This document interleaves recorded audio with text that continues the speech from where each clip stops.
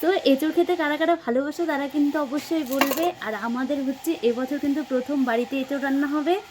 এর আগে খেয়েছিলাম, আমার দিদি দিয়েছিল এঁচোড় রান্না করে। দেখো আমি এঁচোড়গুলোকে কেটে নিয়েছি। কাটার সময় ভেবেছিলাম তোমাদের সঙ্গে ভিডিও করব, কিন্তু তখন ফোনটা ঘরে ছিল আর আমার হাতে পুরো আঠা লাগিয়ে ফেলেছি। কাটার আগে ফোনটা আনতে ভুলে গেছি, তাই কিন্তু আর তখন তোমাদের সঙ্গে শেয়ার করা হয়নি ভিডিও।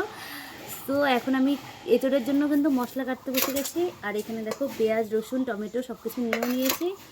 চলো আজকে আমি রান্না করব এঁচোড়, তাও আবার উনুনের মধ্যে। কেমন পারি, কি রান্না করি, কেমন হয় আমার রান্নাটা, সবটা কিন্তু তোমাদের সঙ্গে দেখাবো।